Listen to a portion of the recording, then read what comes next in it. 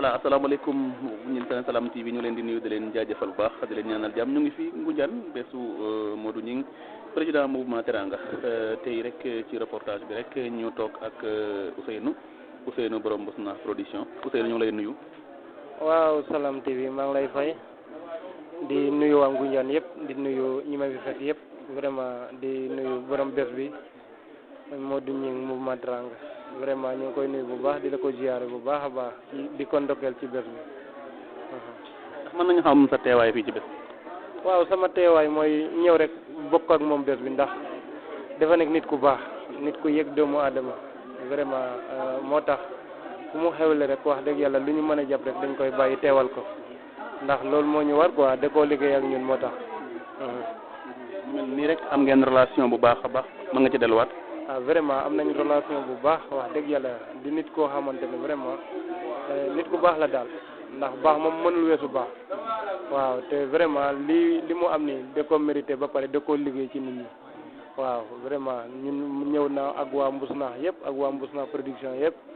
gars yi yëpp ñu ngi nii toog vraiment bokk ak moom bés bi di ko ñaanal tamit vraiment yal na ko yàlla jàppale say bi dem bokk ci sëy yi gën a barkeel ci sëy yi vraiment ñu ngi koy ñaanal bu baax. moo du nekk ndaw nekk ci yoon comme yow rek ni nga nekk ci yoon loo koy conseillé. waaw mu gën a jàpp rek ni nga xam ne yoonu ndaw gaawul vraiment te nga xam ne moom léppay baax incha allah ndax moom borom xel bu rafet la lu mu bëgg yàlla da koy defal incha allah ñu ngi koy ñaanal bu baax daal wax dëgg yàlla jërëjëf seen ñu ngi lay jaajëfal bu baax. maaleykum salaam wa rahmatullah. waaw fàttali ñu tur wi. Assane Gningue. ñu ngi lay fay nuyoo di nuyuwaat ñi ma fekk ci saal bi di rafetlu taxawaay bi itam wax dëgg ak suñu teewaay itam am na solo. tey seen teewaay ci bés bi tey bési Modou Gningue njiitu mouvement Teranga mën nga ci delluwaat. waaw Modou Gningue day li ma mën a wax ci moom bari la xanaa rek ñu tënk ci tuuti rek ndax itam xat-xatu jamono. fa may tàmbalee rek Modou Gningue ak man ay doom baay lañ benn ñingeen bi la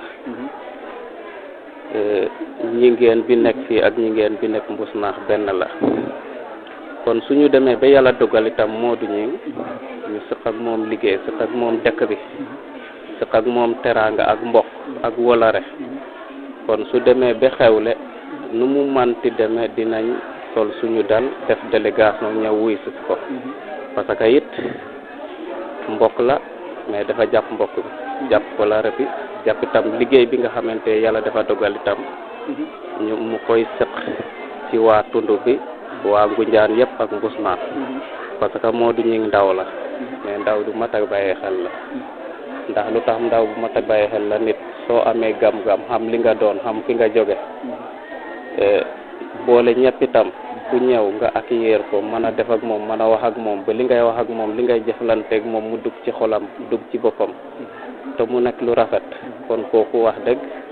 dañuy def lu ñu man rek mais mënuñu koo fay parce que taxawaay ba rafet kii nga xamante mooy Mbousnakh production Ousseynou suñu rakk la suñu lepp la fu mu jóge dañuy jóg ànd ak moom xëy na dañoo jóge ci tabaski ak xew-xew yu am suñu tund ba mais kon ay oto lañu waroon a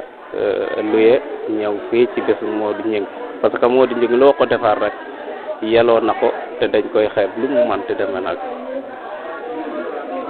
tey ngeen jiite délégation bu am solo ngeen ñëw fii tey te Modou Gningue nekk ab ndaw am ak yéen relation yi mën nga ci delluwaat. relation mën nañ cee delluwaat parce que dafa yaatu. relation bu ñu seq ak moom mooy ci wàllu lamb ci wàllu mbokk ci wàllu lepp ci wàllu taxawaay bi nga xamante it da koy taxawu waa gox bi taxawu ko it waa tund bi taxawu ko ay doom baayam taxawu ko ay soppeem képp koo xamante ñëw na ci Modou Gningue seq ak moom kolër seq ak moom liggéey sawa seq ak moom liggéey la muy njëkk a def mooy waxtaan ak yow dalal la waaye nag yoon la woon yoon kon xam nga loolu am na solo nit ki nga xamante da ngay ñëw ak moom xëy na ni nga ñëwee ci moom sax du noonu mais moo lay orienté ne la jaaral fii pour ñu mën a jëflante kon loolu yéene rek moo koy def te gis nañ ko ci moom. sa kaddu yu mujj. sama kaddu mu mujj mooy maa ngi sant ñëpp di gërëm ñëpp di rafetlu itam taxawaayu ñëpp waaye nag may naa Modou Gningue encore bonne continuation ci lii nga xamante ni yëpp da koo sëq ak nit ñi engagé wu ko muy wàllu maire ak wàllu lépp parce que mérite na ko vraiment. jërëjëf.